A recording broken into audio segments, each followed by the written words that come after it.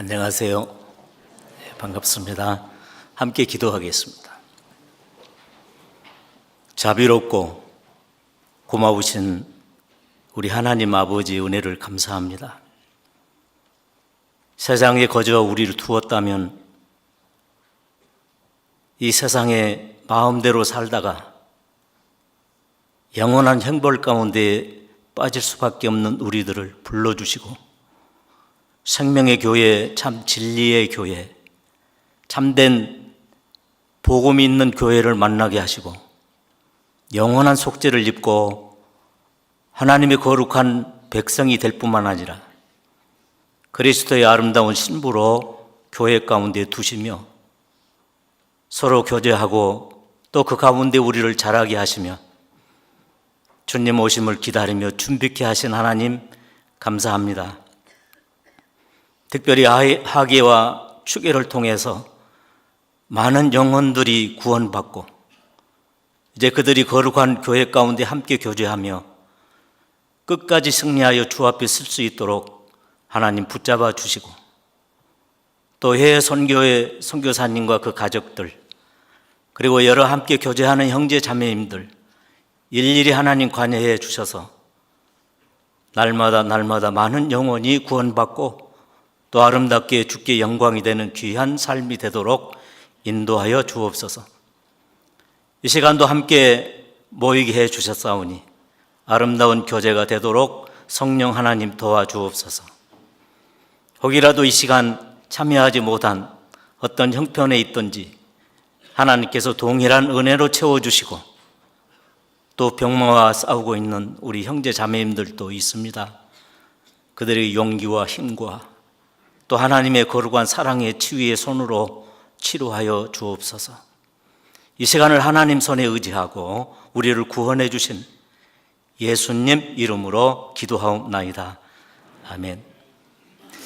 자, 하나님 말씀 요한계시록 21장을 보겠습니다.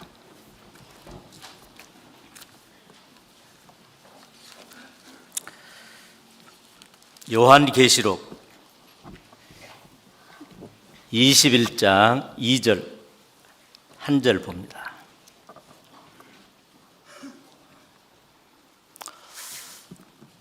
자, 제가 읽겠습니다.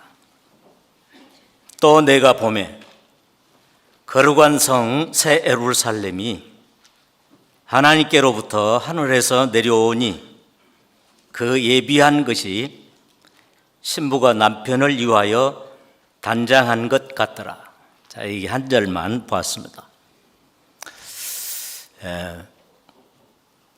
하계 수양회 또 추계 수양회 이렇게 마치고 어떻게 보면은 홀가분한 마음으로 수요 말씀 함께 해서 너무나 마음이 좋습니다.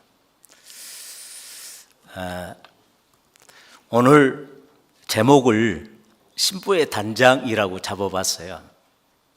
그런데 이 시대를 보면 이 시대가 그렇게 편안하게 그리고 안일하게 가야 되는 그런 신앙생활의 시대가 아니다 라고 하는 것을 느낍니다.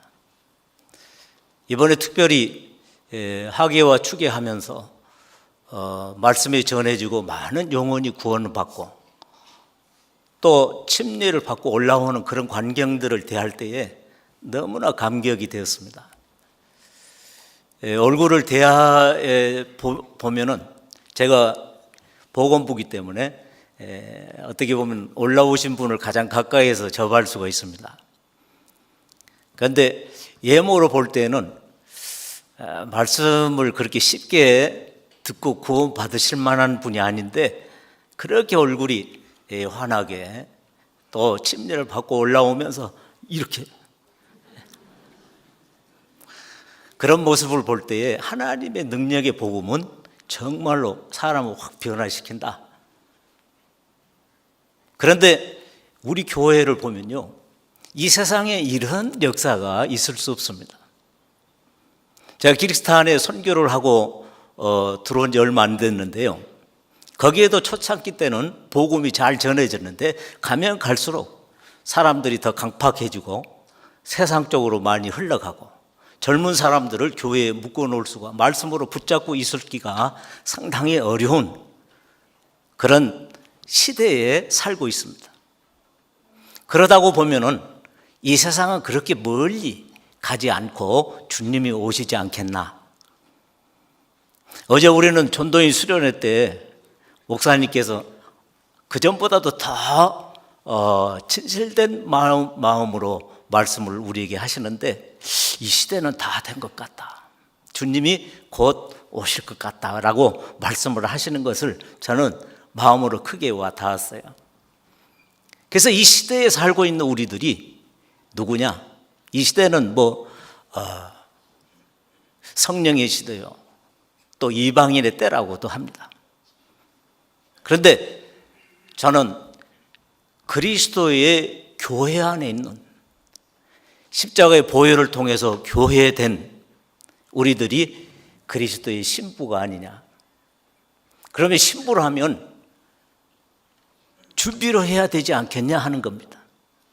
그래서 오늘 짧은 시간이지만은 저와 우리 함께하는 형제 자매님들 한 마음으로 주님 오실 때가 다 되었는데 우리가 얼마나 준비되었느냐라고 하는 것을 조금 말씀을 통해서 서로 교제해 보려고 그럽니다.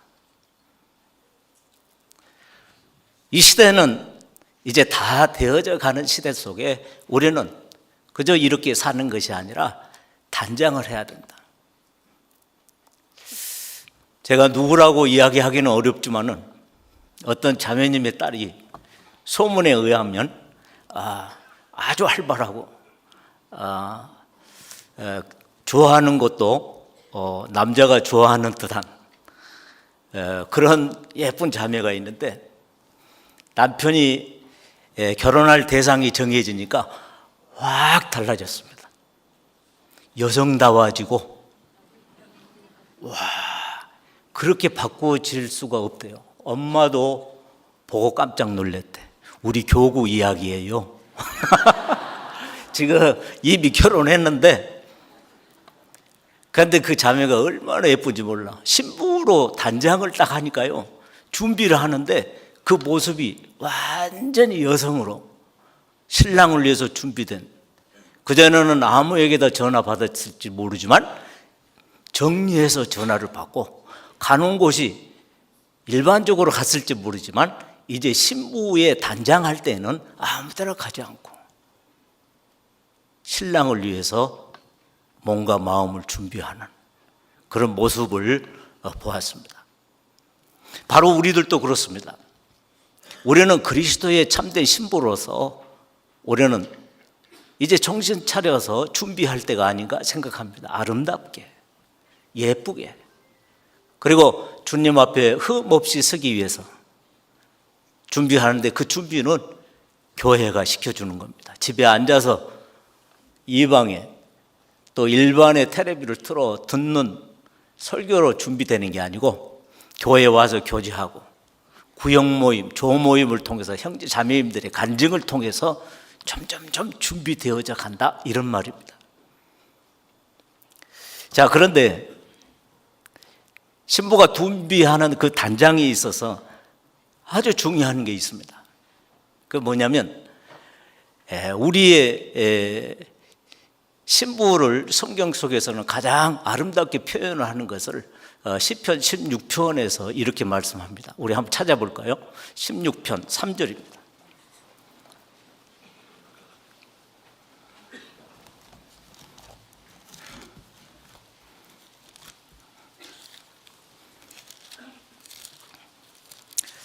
제가 읽어보겠습니다. 땅에 있는 성도는 존귀한 자니 나의 모든 즐거움이 저에게 있도다.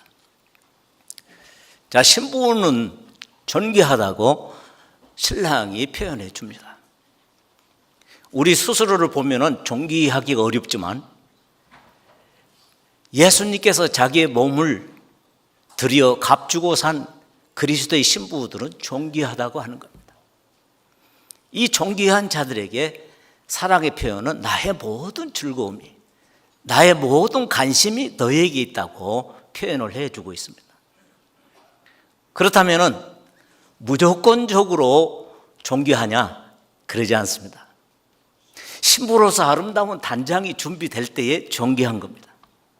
다시 말하면 하나님의 거룩한 말씀에 준해서 교회 속에서 함께 동행하고 그 말씀 따라 성장해 가고 또 함께 교제하면서 내가 있어야 될 합당한, 신부가 있어야 될 합당한 자리에, 장소에 있을 때에 말씀을 듣고 그 말씀에 순종해 나아갈 때에 그것을 존귀하다고 할 수 있습니다.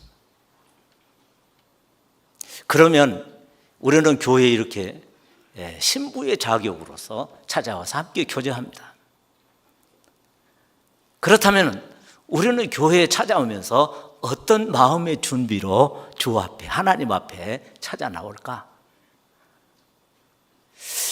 구약 성서에 이렇게 말씀합니다. 우리 한번 찾아봐 볼까요? 레위기서입니다. 22장.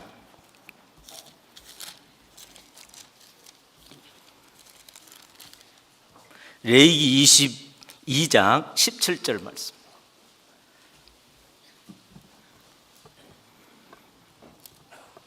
제가 읽어보겠습니다. 여호와께서 모세에게 일러 가라사대 아론과 그 아들들과 이스라엘 온 족속에게 고하여 이르라. 이스라엘 자손이나 그중에 우고하는 자가 소원제나 낙헌제로 번제를 여호와께 애물로 드리려거든.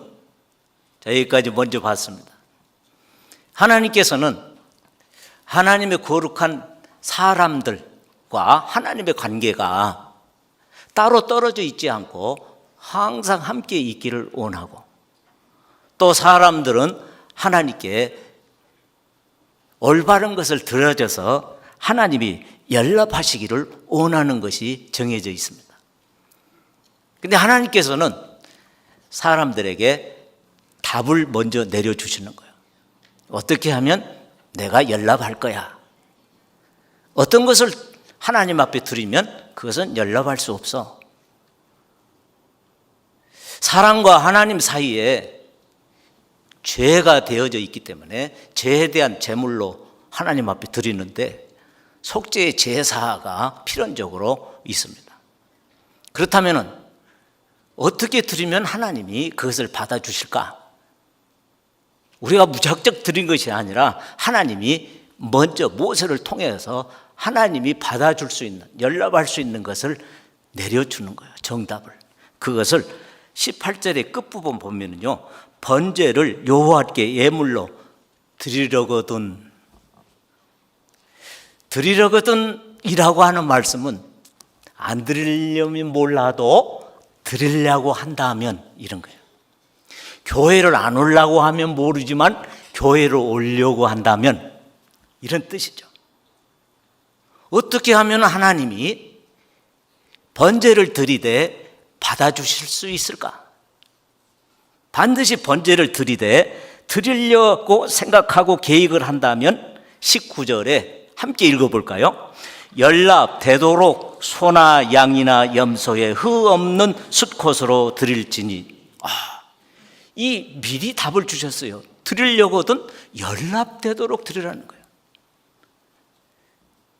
드리는 것도 중요하지만 더 중요한 것은 하나님이 드려진 것에 대해서 합당하게 생각하시고 연락하냐 안 하냐가 중요하다는 거예요. 제사를 드릴 때에 가죽옷을 지어 입힘을 받고 세상으로 나온 아담이 930년 동안 살면서 자녀를 많이 낳았습니다. 그런데 거기 대표로 가인과 아벨 두 선수가 우리 앞에 등장을 해요. 무엇을 보여주려고 하냐면 흠양할 것과 흠양치 아니하시는 것에 대한 것을 분별하여 우리에게 알려주기 위함입니다. 가인은 자기 생각대로 했습니다. 그런데 그 생각 속에 무엇이 들어있었냐? 열심을 다해서, 정성을 다해서, 최선을 다해서 그래야 하나님이 받으실 거야 라고 하는 인간적 생각을 했다는 거예요. 그러나 아벨은 아버지 아담이 일러준 대로 했습니다. 우리가 너무나 잘한 것처럼 피 있는 제사를 드렸다는 거예요. 그랬더니 하나님께서는 아벨의 것은 받으시고 가인의 것은 받지 아니했다고 말씀합니다. 자, 우리는 드리는 것에 대한 관심을 많이 두고 살아요. 그런데 하나님께서는요, 드리긴 드리되 내가 받을 수 있는 것이냐 아니냐 하는 것을 아주 중요하게 생각하십니다. 그렇다면 어차피 드리려고 한다면 하나님의 원하신 것을 드려야 되지 않겠어요?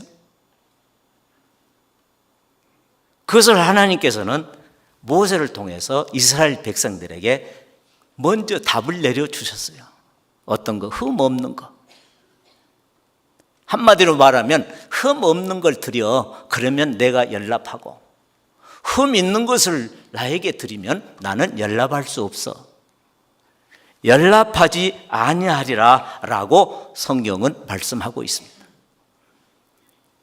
그렇다면 오늘 신부된 우리들 단장을 하는데 단장 속에는 하나님이 기뻐하시는 거룩한 산제사, 로마서 12장 1절에 하나님의 모든 자비하심으로 너희를 권하노니 너희 몸을 하나님이 기뻐하시는 거룩한 산제사로 드리라.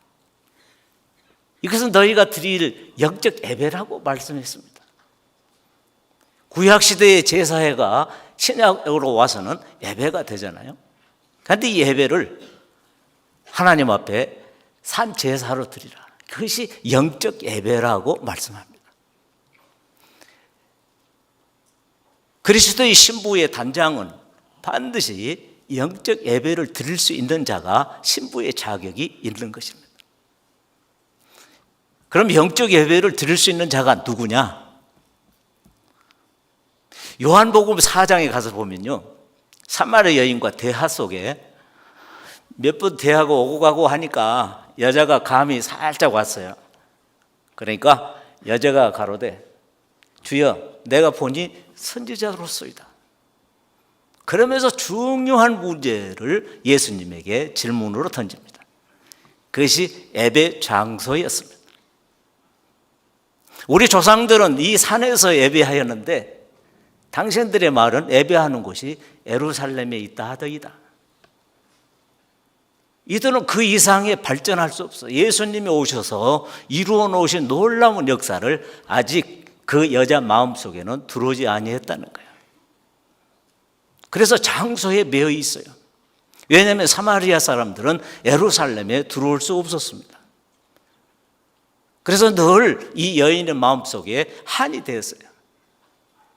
그래서 그게 궁금한 거예요. 이 산에서 예배하는 것도 하나님 받으실 수 있을까? 반드시 예루살렘 성전에 가서 예배를 드려야 합당하지 않을까? 그런데 선지자 같은 분이 앞에 서 있는데 그분께 속에 있는 옛날부터 가지고 있었던 의문을 내놓고 질문합니다. 그리고 예수님이 가라사대 여자여 내 말을 믿어라. 이 산에서도 말고 예루살렘에서도 말고 예배할 때가 이르리니 너희는 모르는 것을 예배하고 우리는 아는 것을 예배하노라. 이는 구원이 유대인에게서 남이라 라고 말씀하셨습니다. 유대인은 예수님 자신을 말하고 있어요. 구원이 예수님으로부터 나타난다는 거예요. 그렇게 예배 장소가 중요한 게 아니라 참된 예배의 구원의 역사는 유대인을 통해서 나타난다는 거예요. 지금 말씀하고 있는 메시아 그리스도 구세주인 예수 그리스도를 통해서 구원이 나타날 텐데 그거 걱정하지 바로 아버지께 참으로 예배할 때가 오나니 신령과 진정으로 예배할 때가 이르리니 곧 이때라. 아버지께서는 자기 이렇게 예배하는 자를 찾으신다고 말씀하고 계셔요. 그래서 예배는 어떻게 하냐? 신령과 진정으로 하라는 거야. 그 신령이 어디 있냐? 사람에게는 신령이 없습니다. 그저 어떤 자에게 신령이 되냐? 예수 그리스도의 몸을 내가 섬김을 받으려 함이 아니라 나 섬기려 하고 내 목숨을 많은 사람의 대속물로 주려고 왔다고 하는 예수님의 말씀 속에 모든 것이 들어있어요. 예수님이 우리를 위해서 대속 제물로 드려지고 그럼으로써 우리는 영원한 속죄를 입을 때 우리는 신령한 자들이 되었습니다. 이제 하나님께 예배할 수 있는 자격이 주어지는 신부들이라는 거예요. 그런데 오늘 저와 우리들은 교회라고 십자가에서 다 이루었다 하시고 고개를 숙이고 돌아가신 그때 바로 교회가 형성되기 시작합니다. 다른 말로 말하면 그리스도의 신부가 만들어졌다는 거예요.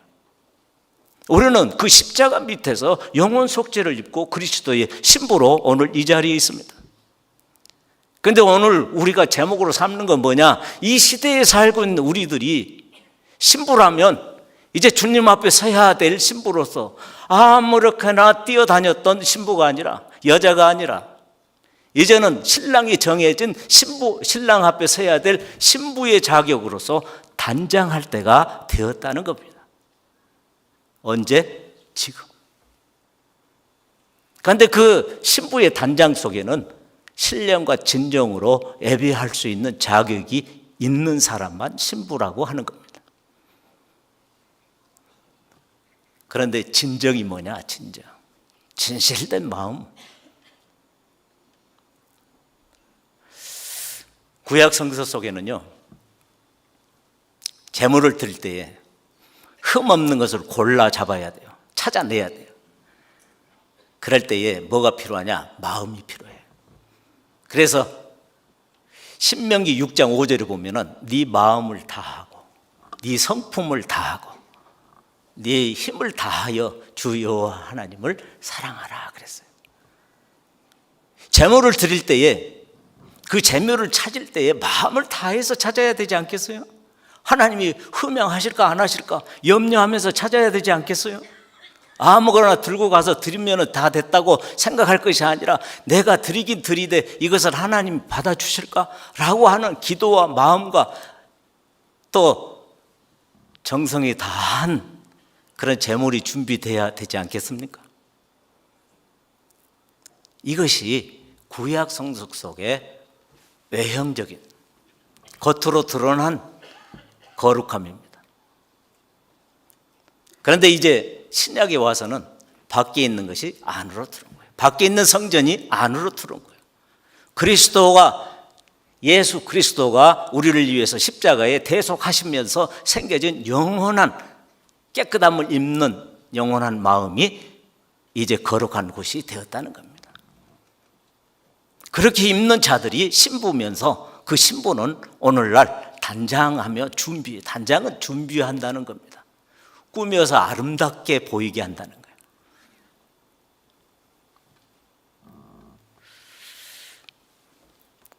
우리가 이제 하나님 앞에 거룩하게 몸이 드려지고 진정으로 드려지는 우리의 마음 속에 하나님이 기뻐하시는 연락할 수 있는 그런 마음의 상태가 되어야 되겠다.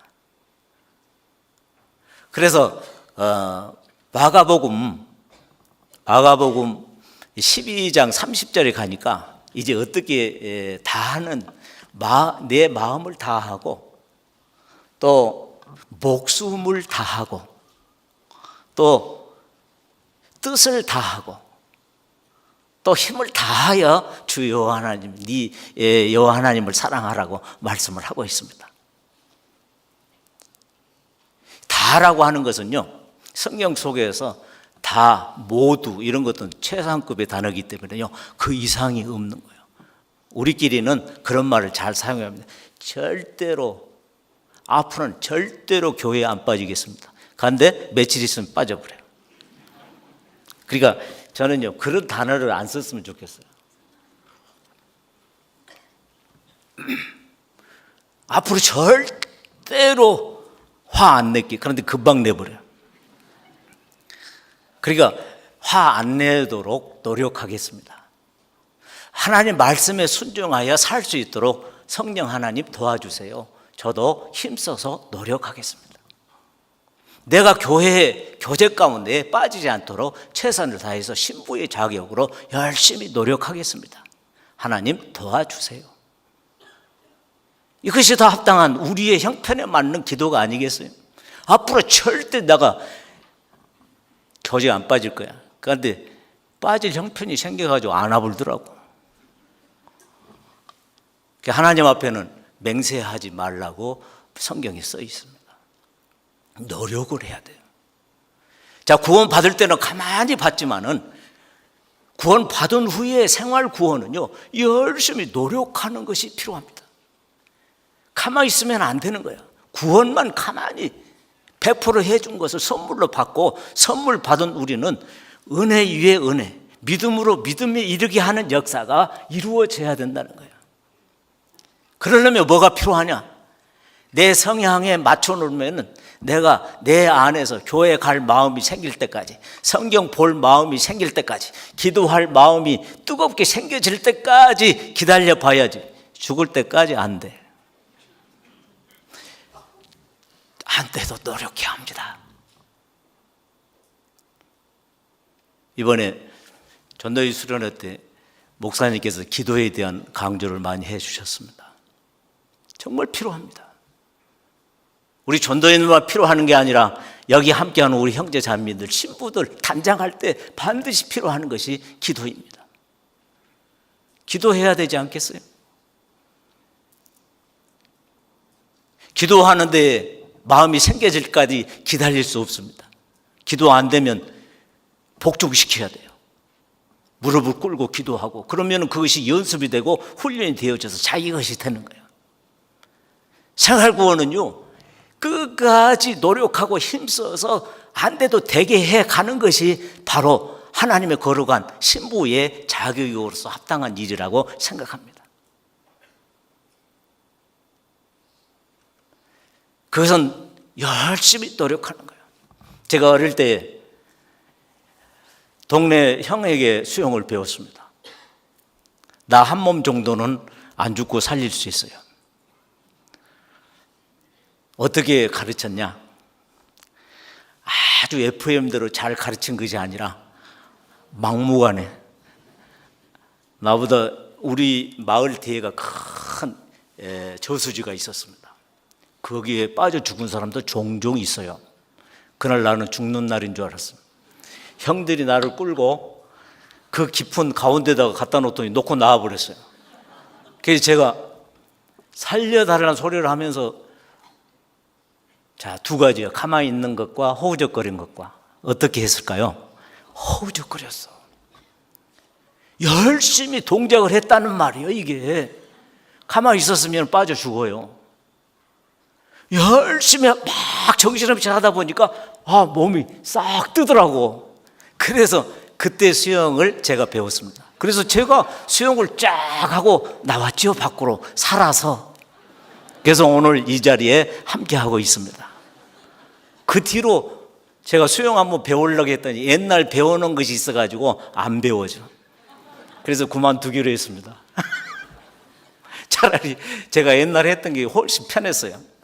지금도 죽지는 않습니다. 나 혼자 정도는. 자, 이게 우리 신앙생활입니다. 그리스도의 신부들은 가만히 있으면 안 되는 거야. 죽도록 움직여야 됩니다. 허우적거리든지 그러다 보면은 길이 보입니다. 열심히 기도하면은 기도가 보입니다. 말씀을 읽기 싫어도 읽다 보면은 읽어지기 시작합니다. 맛이 들여집니다. 제가 수영을 그때 자포자기하고 안 했더라면 저는 여기 있지 못합니다. 그 저수지는 사람 많이 죽은 저수지입니다. 그때 살아왔다는 것은 뭐예요? 죽으라고 했다는 거예요. 죽으라고. 저는 죽으라고 했습니다. 그때. 그것은 무슨 말이냐? 최선을 다해서 했다는 겁니다. 그리스도의 신부의 단장은 최선을 다해서 해야 됩니다. 그것이 진정이라는 거예요. 언제? 지금 이때는 우리가 열심히 준비해야 될 때입니다. 그럴 때에 하나님께서는 우리에게 놀라운 은혜로 함께 하시리라고 생각합니다. 예수님은 왜 우리로 하여금 신부 되게 하고 또 함께 있기를 원하실까? 하나님께서는 홀로 계시는 것보다 가장 짝꿍 1호인 우리들과 함께 있기를 원하십니다. 그것이 하나님의 계획 속에 있는 거예요. 그래서 하나님은 우주 만방을 다 창조하시고 그 다음에 사람을 창조해서 에덴 동산에 두셨습니다. 그 두신 곳은 뭐냐? 하나님과 함께 거처하는 곳입니다. 그런데 죄를 사람이 지음으로 하나님과 함께 할 수 없이 에덴 동산 밖으로 쫓겨나게 됐어요. 그래서 에덴 동산은 우리가 잘한 것처럼 지하로 내려가 버렸잖아요. 그런데 중요한 게 하나 없어졌어요. 그건 뭐냐면 하나님이 사람과 함께하는 거처가 없어졌다는 거예요. 구원의 역사는 하나님과 사람의 거처를 준비해서 계속적으로 시대 따라 옮겨져 가는 역사인 걸 아십니까? 에덴 동산이 거처였다면 또 거처를 준비하셔야 돼요. 사람 따로 하나님 따로 있을 수 없는 거예요. 하나님의 계획은 사람과 함께 있기를 원하십니다. 그런데 하나님은 어디에 오시냐? 죄 없는 깨끗하고 거룩한 곳에 오십니다. 그래서 하나님께서는 하나님 자신을 위해서 뭘 준비하시냐? 이걸 준비합니다. 출애굽기 25장 가서 볼까요? 출애굽기 25장.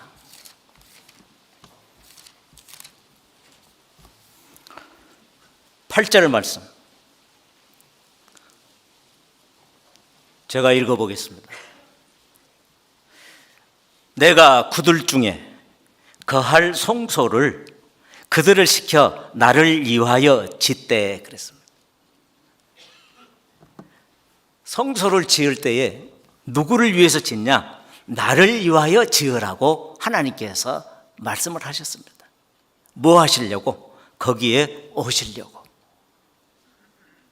자, 거처라고 하는 것을 중심으로 놓고 우리가 해석을 해보면 내 거처를 준비하기 위해서 내 거처를 위하여 지어라 성막을 라고 하는 겁니다. 그런데 우리가 성막 보면은 성소와 지성소로 나누어집니다. 구약시대가 그렇습니다. 거룩한 것과 사람이 거하는 곳과 구별했습니다. 그래서 거룩한 곳 지성소에 사람이 들어갈 수 없습니다. 하나님이 정해놓은 사람만 제사를 드려서 정결하게 하고 1년에 한 번 대제사장이 들어갑니다. 그런데 그곳은 누가 계시는 곳이냐? 하나님이 와 계시는 곳이에요. 현현하신 곳이라. 하나님이 오시는 곳이에요. 그 사람이 만나러 들어갑니다. 하나님께서는 사람에게 가장 큰 선물이 뭐냐? 죄를 용서해 주는 것이 최고 큰 축복의 선물입니다. 지성소에 오신 하나님께서는 가장 큰 사람에게 복을 내리시는데 그것이 뭐냐면 이스라엘 백성들의 1년 동안의 죄를 용서해 주는 일이었어요. 이것이 바로 하나님이 사람과 함께 거하는 지성소였습니다. 그런데 예수님이 십자가에 죽으시고 휘장이 나눠지면서 죄 있는 곳과 죄 없는 곳 이런 구별을 없애버렸습니다. 그래서 안식일 개념이 없어진 거예요. 지금도 안식일을 지키는 교단이 있다면 그것은 아직도 구약에서 벗어나지 못하고 있다는 뜻입니다. 우리는 예수님을 통해서 살아있는 교회로 옮겨왔습니다. 이 교회들이 누구냐? 그리스도의 지체일 뿐만 아니라 그리스도의 신부들이라고 하는 겁니다. 그런데 이 신부들이 뭐가 되냐? 이런 말입니다. 예수님은 이 세상에 오셨습니다. 예수님은 그 안에 생명이 있었으니 이 생명은 사람들의 빛이라. 빛이 어둠의 빛이 돼 어둠이 깨닫지 못했다고 말씀하셨어요. 그 당시 바리새인 서기관 많은 사람들이 예수님을 받아들이지 않았습니다. 그래서 뭐라고 했냐? 뭐가 없을까? 왜 예수님이 이런 말씀을 하셨냐? 마태복음 20장 가서 보면 알 수 있습니다. 마태복음 8장 20절 보겠습니다. 마태복음 8장입니다.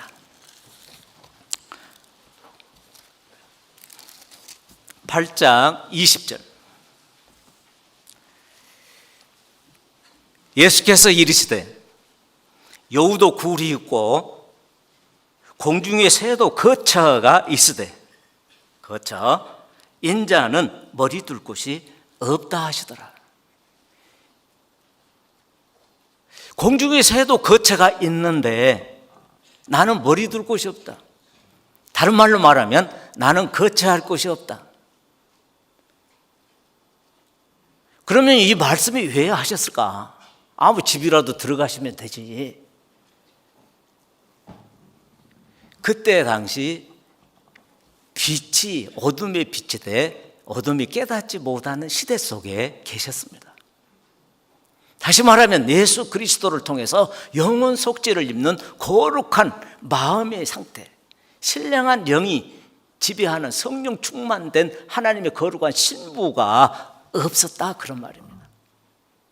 그래서 구원받은 백성들 속에 바로 예수님이 거처할 곳, 머리 둘 곳이 될 텐데 머리 둘 곳이 없다는 뜻은 바로 예수 그리스도를 통해서 영원 속죄를 입고 깨끗한 심령을 가진 자가 없었다, 이런 말이에요.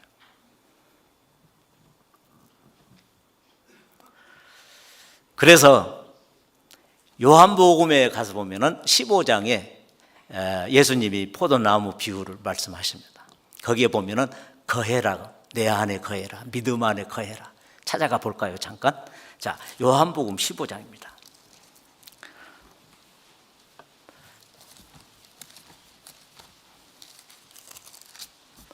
요한복음 15장 4절 봅니다. 4절, 내 안에 거하라. 또 7절, 너희가 내 안에 거하고. 거한다는 것은 뭐냐면 그 안에 들어간다는 뜻입니다. 다른 말로 말하면 오늘 무슨 말씀을 계속하고 있냐면 거처에 대한 말씀을 하고 있습니다. 내 안에 거처를 삼으라는 거야. 믿음 안에 거처를 삼으라, 그런 말씀입니다. 그러면서 예수님께서는 내가 포도나무요 너희는 가지니 저가 내 안에 내가 저 안에 있으면 이 사람은 가시를 많이 맺나니 나를 떠나서는, 다른 말로 말하면 나를 나가서는, 나와 함께 있지 않냐고 세상으로 가버리면, 이런 뜻이에요. 그러면 아무것도 할 수 없다. 하나님이 우리와 함께 거처를 삼고 싶으시면 우리도 하나님과 함께 거처를 삼아야 되는 거예요. 이것이 신부라는 거예요. 거처를 삼는다는 것은 말씀 있는 곳에 함께 하는 겁니다. 진리의 말씀이 예수 그리스도와 함께 관여하는 곳에 계셔야 됩니다. 그리고 영원한 하나님 나라 가는 그리스도의 신부들이 많은 곳에, 그곳에 나도 함께 거처를 삼아야 합니다. 내가 주위를 둘러보니까요, 어떤 분이 그래요. 이제 우리 교회 가서 열심히 살겠다고. 참 이상한 사람들이 다 있어요. 우리 교회에서 말씀 잘 듣고 거기 가가지고 더 열심히 해. 그전에 안 했던 사람들이. 나 그거 아직 이해를 못하고 있습니다. 누가 좀 알려주세요. 그런 사람이 왜 그런가? 자, 있어야 될 곳이 있지 못한 것, 거처를 하나님과 함께 하지 못한 자들은요, 바로 합당한 자들이 아니라고 하는 거예요. 저는요, 성경에 이런 말씀을 한 군데 봤습니다. 뭐냐면요, 자, 우리가 성경 많이 찾는데 한 번만 더 찾겠습니다. 누가복음 8장. 누가복음 8장.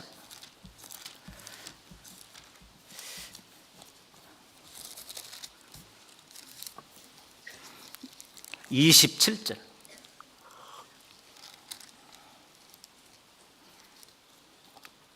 8장 27절 26절부터 제가 읽어봅니다. 갈릴리 맞은편 거라사인의 땅에 이르러 육지에 내리심에 그 도시 사람으로 귀신 들린 자 하나가 예수를 만나니 이 사람은 오래 옷을 입지 아니하며 집에 거처를 두지 않고 거처를 어디에 뒀냐? 무덤 사이에 거처를 둔 사람이라. 이런 사람을 뭐라고 하냐면 귀신 들린 자라고 말하고 있습니다.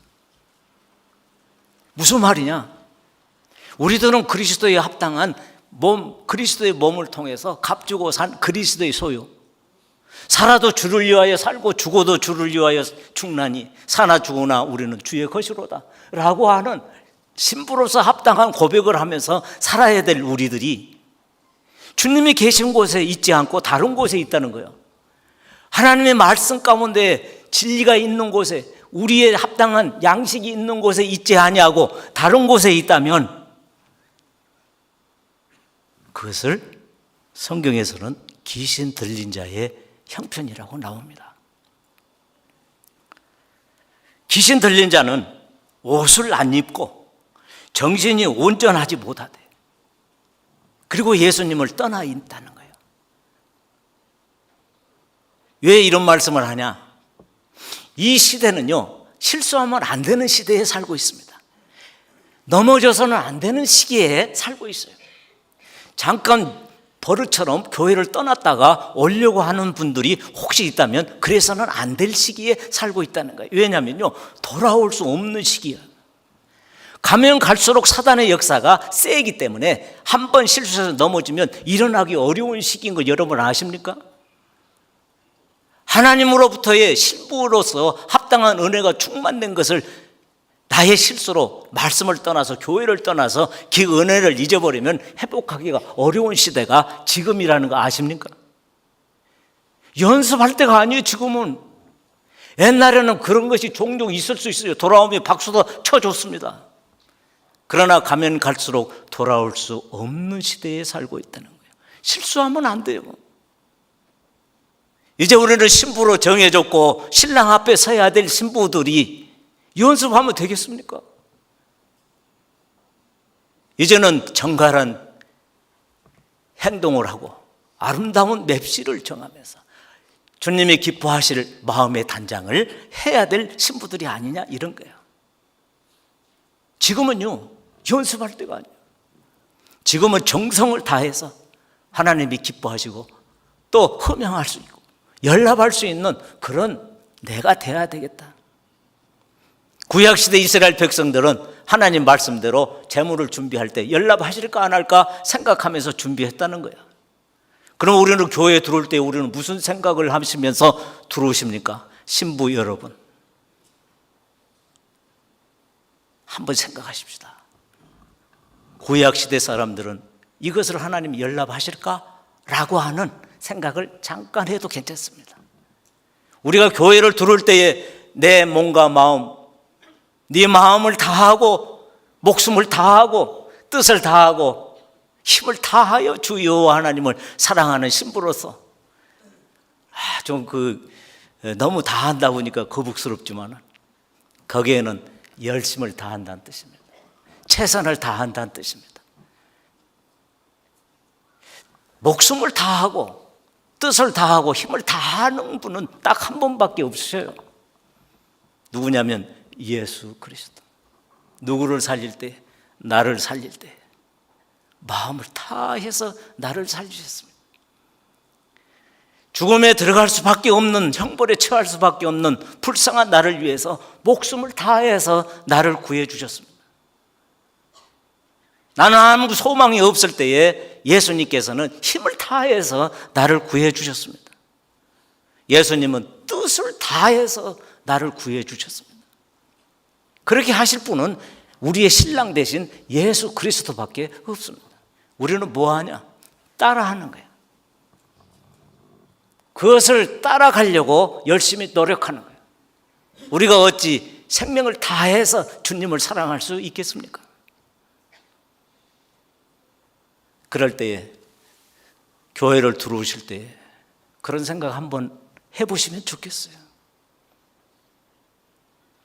거저 들어오는 게 아니라 그러면은 좀 더 내 마음과 몸과 주님이 거처하시는 이 거룩한 마음이 있는데 내가 하나님 앞에 이런 모습으로 가면은 주님이 좋아하시고 나를 받아주실까? 한번 생각하면은 온 매못이라도 고쳐 보지 않겠습니까? 아무 생각 없이 들어온 것보다 한번 생각해 보지 않겠습니까? 지금은 신부가 단장하는 시대에 살고 있습니다. 시간이 얼마 남지 않고 있습니다. 계속 하고 싶은데 제가 우리 호계교구 자매님들이요, 목사님 그거 올라가면 안 떨려요? 그러더라고. 그래서 내가 장담을 하고 올라왔습니다. 하나도 안 떨려요. 그런데 사실 떨려 죽겠어요.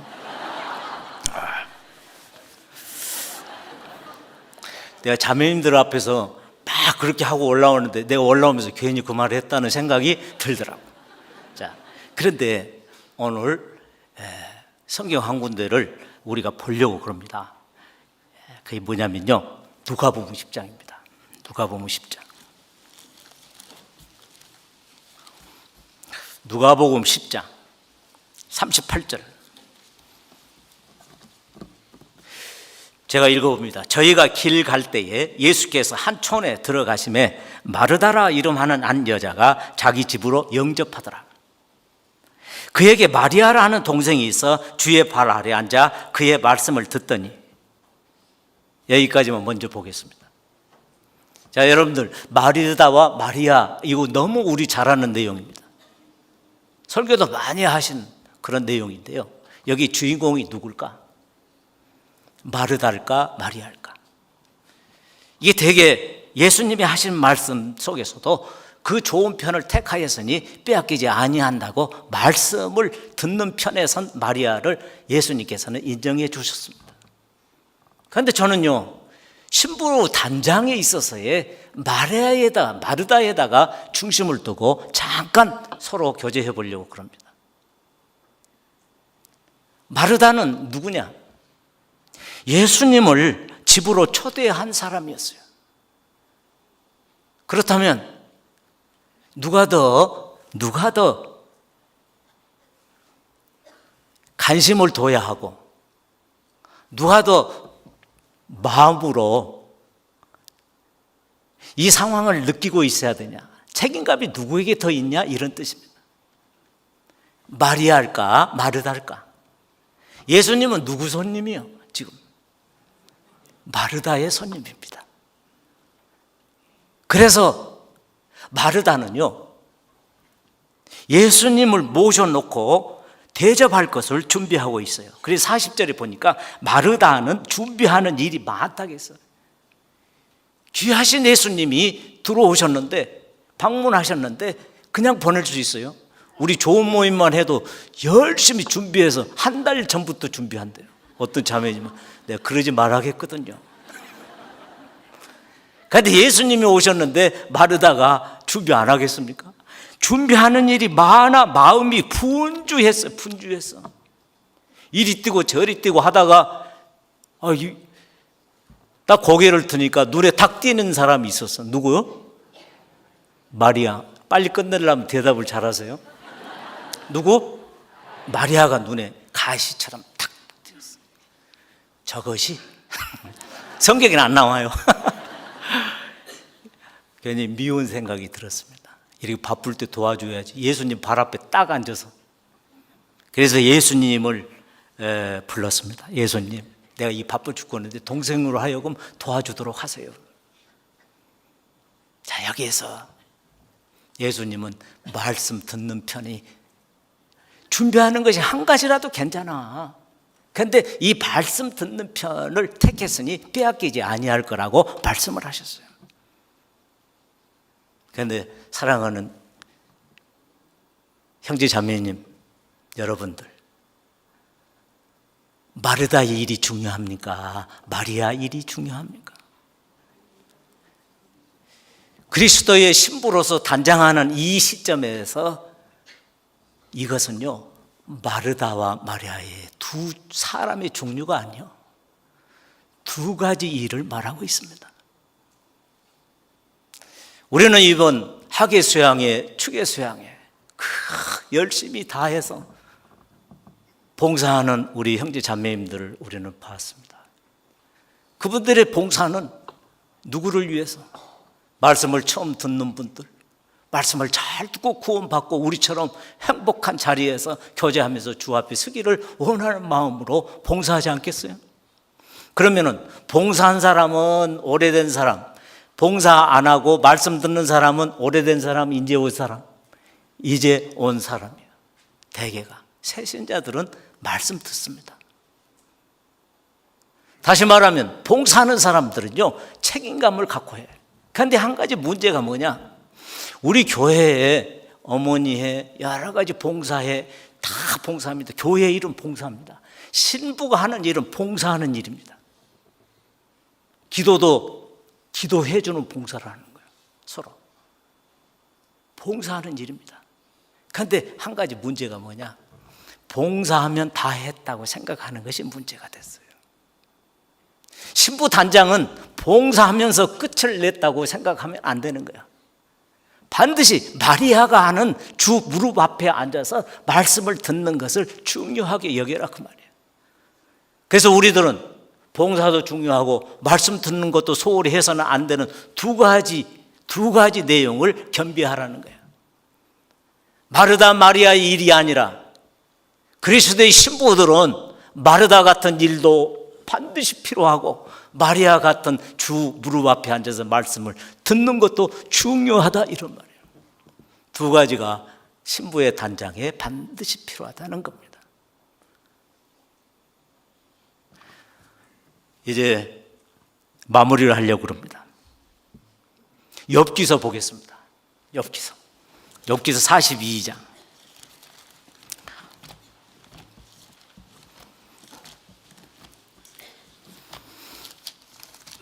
욥기 42장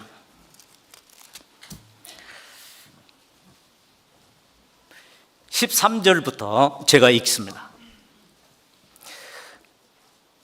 마무리 말씀입니다. 또 아들 7과 딸 3을 낳았으며 그가 첫째 딸은 여미마라 이름하였고 둘째 딸은 그시아라 이름하였고 셋째 딸은 게넷 합북이라 이름하였으며 전국 중에 욥의 딸들처럼 아리따운 여자가 없었더라.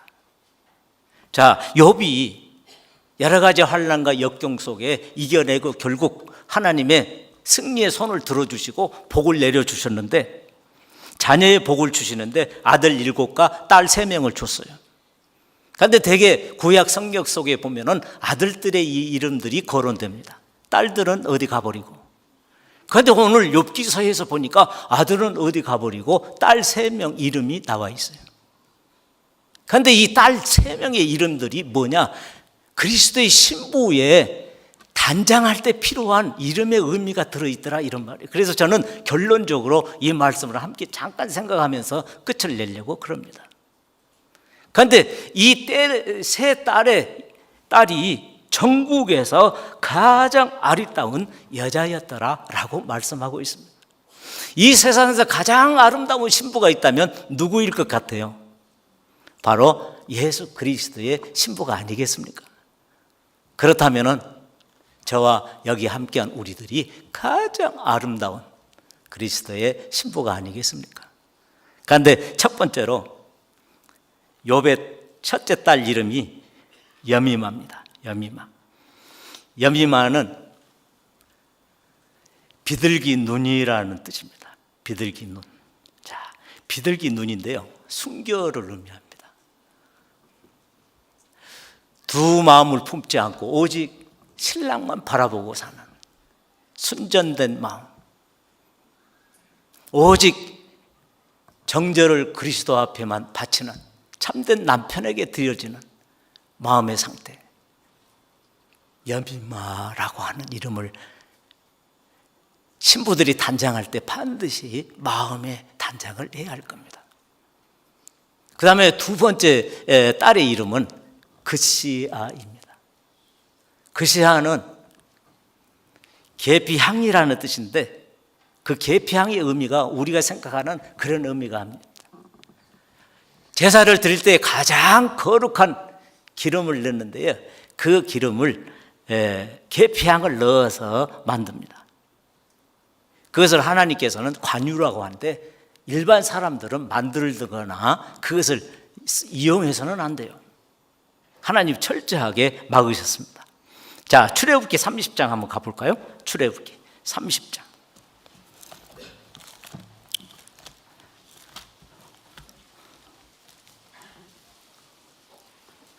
출애굽기 30장 24절.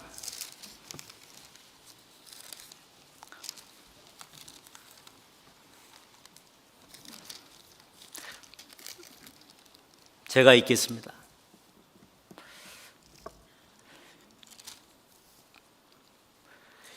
자, 거룩한 향기름 관유를 만드는데 24절 보니까 계피 500세겔을 성소에 세겔대로 하고 감람 기름 한 휘인을 추하여 그것으로 거룩한 관유를 만들 때 향을 제조하는 법대로 향 기름을 만들지니 그것이 거룩한 관유가 될지라.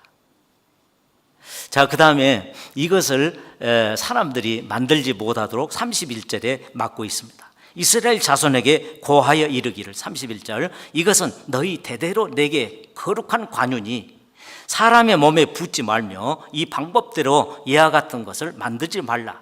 이는 거룩하니 너희는 거룩히 여기라. 이와 같은 것을 만드는 자나 무릇 이것을 타인에게 붓는 자는 그 백성 중에서 끊쳐지리라. 제사에 드려지는 거룩한 관유가 계피향이 들어간다. 그리스도와 함께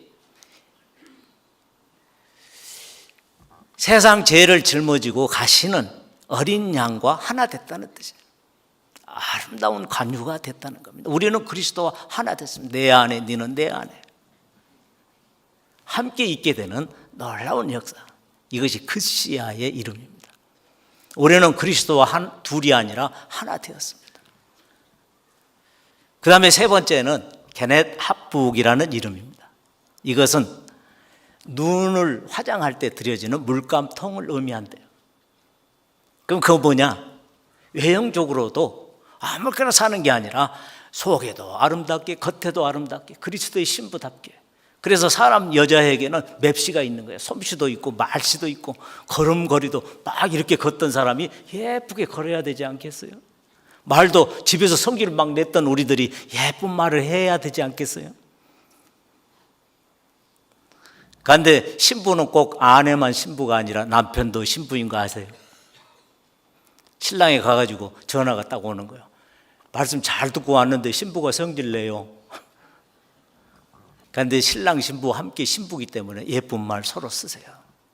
사랑하고 이해해주고 용납하고 용서하고 안아주고 또 덮어도 주고 밀어도 주고 당겨도 주고 이런 가정의 생활이 그리스도의 신부로서 서로 아름답게 준비된다면 그 가정이 아름다워지지 않겠습니까? 그래서 우리는 이 시대에 준비해야 될 때가 이르렀습니다. 주 앞에 서야 될 텐데 서야 될 우리들이 어떻게 열심을 다해서 최선을 다해서 정성을 다해서 열심히 노력해서 그리스도의 신부로서 단장을 해야 되겠다. 그래서 마지막 말씀 연필마 같은 마음으로 순종을 다하고 그 다음에 그시와 같이 그리스도와 함께 계피향처럼 관유가 되어져서 그리스도와 한 몸이 이루어지고 게넷 합북처럼 아름답게 맵시를 걸음걸이 말씨 또 마음씨 이런 모든 것들을 그리스도의 신부답게 잘 준비해서 주님 앞에 서서 잘했다 칭찬받는 저와 여러 우리 형제 자매님들이 되어졌으면 좋겠습니다. 기도하겠습니다. 고맙고 감사하신 거룩하신 우리 하나님 아버지 은혜를 감사합니다. 이 시대가 다 되어져 가고 있는 이때에 우리를 신부로 뽑아주시고 그리스도의 죽음을 통해서 영원한 속죄를 입으시되 내 안에 거처를 삼으시고 함께 거룩한 걸음을 걸 때 하나님 나라로 갈 수 있도록 도와주신 하나님 감사합니다. 이제 거룩한 교회 가운데에 우리로 하여금 두게 하시고 함께 교제하며 형제 자매들과 함께 필요대로 기도해 주고 그러면서 안아주고 또 붙들어 주고 인도해 주는 거룩한 교회로 인쳐 주시니 감사합니다. 가는 곳곳마다 이 복음이 전해지고 많은 영혼들이 구원받고 그리스도의 신부의 자리에서 함께 준비되어 주 앞에 영광스럽게 서는 우리들이 되도록 인도하여 주옵소서. 어려움을 당하는 혹은 병막 가운데에 싸우고 있는 우리 형제 자매님들 계십니다. 하나님 도와주옵소서. 예수님 이름으로 기도하옵나이다. 아멘. 찬송가